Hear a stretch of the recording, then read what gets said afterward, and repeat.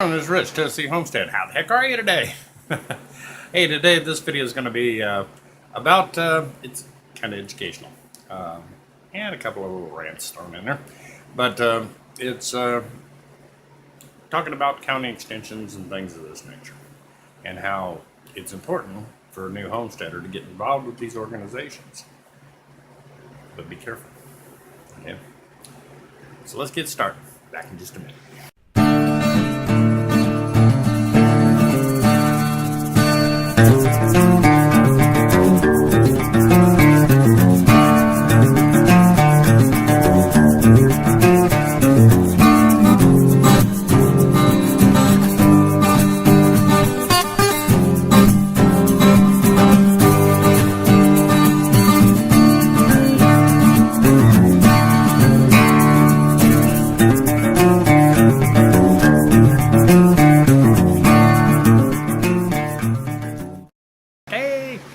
All right, we're going to talk a little bit about extensions, and this is primarily going to be directed at new homesteaders or people new to agriculture. We've not worked with these guys before. They really don't know who they are. More importantly, they don't know where their information comes from. So we're going to try to get you up to speed on that today. All right. Now, are extension offices a good thing to work through? Absolutely. Absolutely. One, they've got their finger on the pulse of USDA funds available to help you out. They have programs through the universities to help you out. They have a lot of stuff available that can be brought into play that if you don't know about, you can miss out a lot. Like down in my area, we had an extension down there that they had some students that they had purchased a new drill. Okay, and for you that don't know, a drill is basically an automated planter, particular type. So they had this drill available for planting, and they wanted to start training their ag students on the use of this drill. That requires a lot of land. Well, down here, the local extension of the college, and that's what extensions really are. You will find that they are part of a state or community college that has a large agricultural base. They're teaching ag. That's what you're going to find funds and backs these extensions. Some counties even put in a little extra money to have the office there in their counties, things of this nature. But they're available to you. They've got a lot of good ideas and a lot of resources. And once they know you're not going to play their silly games, they'll tell you the truth. And most guys running these extensions, I would say most of the ones I have dealt with in the past, and that's in Tennessee and up in Illinois, were fairly knowledgeable agricultural people. Okay? So you can get a lot of good information. These are the kind of guys you can say, hey, listen, off the record, what do you think? Okay? And if you've developed a good rapport with them, they'll tell you. Okay? And let them know what your long-term game plan is. These are, like I said, really attached to, like here in Tennessee, they're attached to the University of Tennessee. Okay, and all the little satellite schools that they got going on. Very good organization. Okay, now here is my biggest warning about these guys.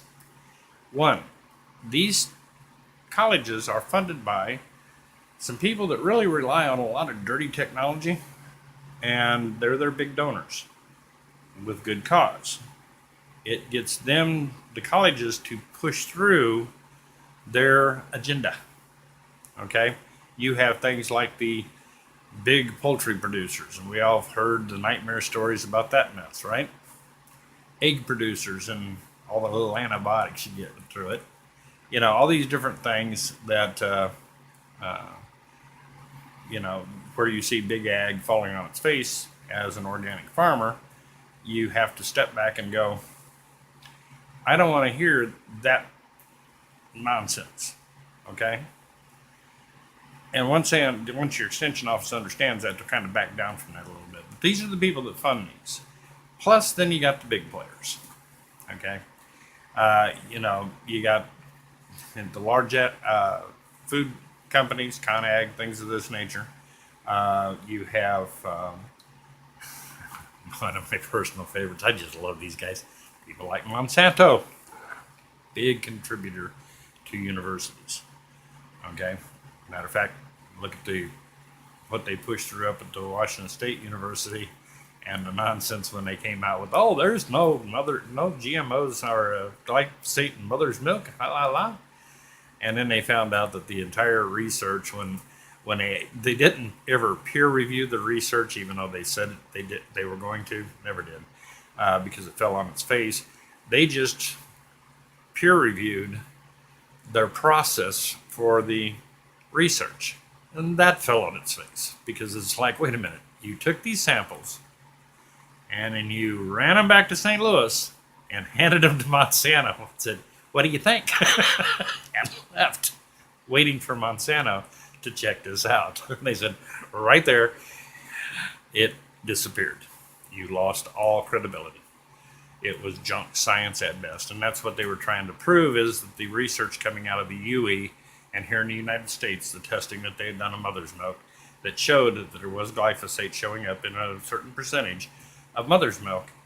That kind of was the icing on the cake for the story they told the FDA about, oh, this just passes through your system. It can't get into your cells and so forth, blah, blah, blah. Right? So, yeah. So they like to stay close to universities. Cornell University is another one. When GMOs first hit the market, their researchers landed on that stuff and just took it apart. Showed how it could cause, mutations even in humans.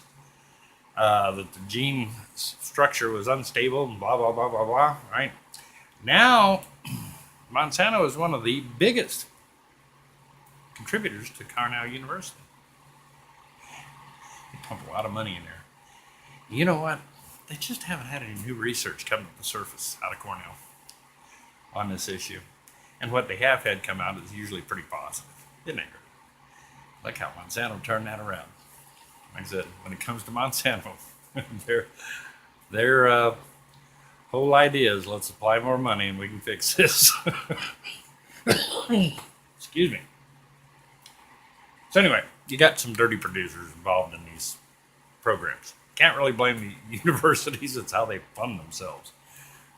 You would like to think that they had, a little bit more integrity, but the fact of the matter is, universities are like any other business. Okay. So as long as you have that in the back of your mind, and anything that they start telling you that your little spidey sensors start going off and you start thinking, that don't sound right to me, it's possible it's not right, and check it out with other sources, okay? Because you may be getting sold the marching orders from a biotech company. Oh, speaking of biotech companies, yeah, I just read where China, the government, has now approved the Kim-China-Syngenta merger. That was the last hurdle now for that merger to take place. So Kim-China and Syngenta has now merged. I have mixed emotions about that, okay? Kim-China does not have much of a reputation. They're kind of like the Asian version of Monsanto. But at least it keeps Syngenta out of Monsanto's hands, because they were trying desperately to get a hold of Syngenta, down to doing away with atrazine, which was Syngenta's GMO herbicide. They managed to get the EPA to put a de facto ban on the stuff, even though atrazine was safer to use than Roundup. Go figure, huh? I'm sure no politicians got paid off on that one. So that would be my warning about extensions. They sometimes pass out bad information, such as with cattle. Oh yeah, feed them up, man. Knowing full well that you're pumping GMO product and glyphosate and things of this nature inside your cattle, which not good. Where grass-fed organic cattle are better. All right, they're worth more at market. Yada yada yada. Okay, but it is what it is. It's the golden rule, folks. Goes with the golden rule, and understand that, and just kind of keep your little spidey sensors going, and keep it in mind. But don't, whatever you do, turn your back on your extension offices. They are a valuable tool to homesteaders and farmers, an extremely valuable tool. There's a lot of programs out there for low-income people to help them buy agricultural land. What do you think? They have programs, to help you set up infrastructure. You can get involved in, if you're looking into cattle, you can get into the Beef Master program. And that provides perks on stuff like TIPA programs and things of this nature. And if you sign up with your extensions and get involved with them, you'll learn about these things. Okay, TIPA is a great thing in Tennessee, and I'm sure they got something similar in a lot of other states. Where basically, if you need to build a facility, let's say you need to build a barn and a corral for handling cattle, and you say that barn and corral is going to cost me $30,000. Okay. They'll tell you, okay, you've been approved, and we will pay for 50% of that structure. Okay, so now you got your infrastructure at half price. Now you're going to have to put the upfront money out there. Okay, but after you get it built, they come out and make sure it's built. They sign off on it. You're going to get a check for the balance, for their half. Not a bad program, and it covers a lot of different things. Hay storage, stock, all kinds of things. All right, like if you need a good registered herd bull and you don't have the $3,000 to pay for it, they can put that under TIPA. Okay, so or you get a bull at half price. Smart move. Okay, and if you get involved in some of their courses, which they offer a lot of courses, and I really would stress to new homesteaders, get involved. All right, like the Beef Master program. There is a lot of first-rate information about breeding and animal husbandry and things of this nature and dealing with cattle that is just a virtual gold mine to somebody who's wanting to deal in cattle. On top of that, you get kind of moved up the list on TIPA grants dealing with cattle. You need hay facilities for storing hay, and 2 farmers apply, and you're a Beef Master, guess who just moved to the top of the list, okay? Keep that in mind. So as you get into these extension courses, learn. All right, now if you're the guy and you're too busy out on the farm to go to classes, see if the wife can break free long enough to do it. Okay, you're going to get the books. You're going to get the schedules. I mean, they got some nice breeding schedules and things of this nature that come with the Beef Master program. Very smart move. Get all the education you can. I mean, you don't want to be out there learning by trial and error. We learn enough by trial and error. Okay? We don't need to force it upon ourselves by walking out there going, okay, I got a fence, I got a cow, what's next? And learn the hard way what comes next. Okay? That if you bought a bull and he's out there by himself, any cow. Yeah, I don't think I've ever told you guys this, but I'm going to tell you this. If you have a herd animal, and you have one, you better have some top-notch fencing, especially if there's any other cattle, things of that nature in your area, because they're going to hear them. And their natural instinct is, I want to be part of a herd. All right? And they're not going to let it, something as small as a fence, stand in their way. They're going to constantly be prodding that fence for any weak link, and as soon as they find one, they're going to go through it, and they're going to go join that herd over there. All right? Be advised. Herd animals need companionship. Okay? They need other cows. I never recommend having less than 2 cows. Okay? Never. And if you're running 2 heifers, understand when they start cycling, you better put them in a secure pen, because there's a bull back across the creek from you, and that bull hears them. Either he's going to tear through your fences to get to them, or they're going to tear through their fences to get to him. It's nature. All right? Sorry about that. It's nature. And you'll be surprised the strength of one of those animals. And they're constantly testing those fences You have something like a tree limb fall down in the middle of the night out in the back 40 that you know nothing about, and suddenly you go out there and find your cow's gone. All right? You have some neighbor pulling up going, got your cows. You want them back? Keep it in mind. Okay, and hope you have an honest neighbor. Uh, so, make sure you always, keep other animals. But back to the extensions.